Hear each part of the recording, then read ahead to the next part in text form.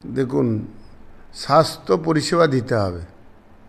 আমাদের যে পরিকাঠামোগত ত্রুটি ছিল সেটা আমরা সবটাকেই ঠিক করে নিয়েছি। ডাক্তারবাবু ছিলেন, নার্সের কিছুটা ঘাটতি ছিল, সেটা আমরা ঠিক করে নিয়েছি। আমাদের প্যারামেডিক্যাল স্টাফদের সমন্বয়ের একটু ঘাটতি ছিল, সেটাকে আমরা মিটিয়ে নিয়েছি। এবং ম্যানেজমেন্টের একটা বড় গলতি ছিল, সেটা আমরা একটা নির্দিষ্ট জায়গায় এসে ম্যানেজমেন্টটাকে ঠিক করে নিয়েছি।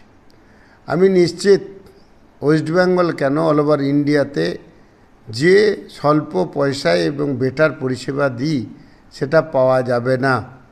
আমি পরীক্ষা করার জন্য আপনাদের নিজে আসার জন্য আবেদন জানাচ্ছি।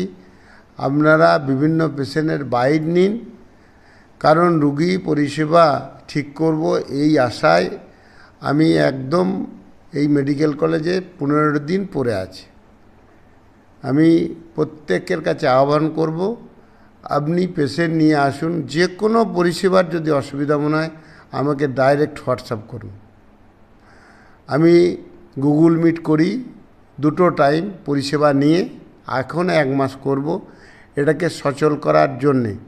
কারণ অল বেঙ্গল নার্সিংহোম অ্যাসোসিয়েশন যেটি আমরা করেছি, যেটি নাম দিয়েছি all Bengal private nursing home and hospital honours association, সেই অ্যাসোসিয়েশনের লক্ষ্য হচ্ছে 1 বছরের মধ্যে হেলথ পরিষেবা ডেভেলপমেন্ট করে যাতে জেলার পেশেন্ট জেলাতে দেখানো যায় এবং রাজ্যের পেশেন্ট রাজ্যে দেখানো সম্ভব হয়।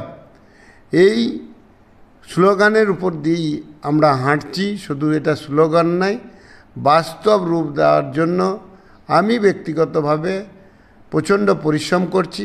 আমি নিশ্চিত যে এতদিন টাইম লাগবে না, 3 মাসের মধ্যে বীরভূমের কোনো পেশেন্টকে বাইরে ট্রিটমেন্ট করতে যেতে হবে না, এটা আমি জোর দিয়ে বললাম। এবং 1 বছরের মধ্যে সমস্ত ধরনের পরিকাঠামো আমার কমপ্লিট হবে। একদম ক্যান্সার থেকে আরম্ভ করে ক্যাথ ল্যাব থেকে শুরু করে যে কোনো ধরনের পরিষেবা এখানে পাওয়া যাবে।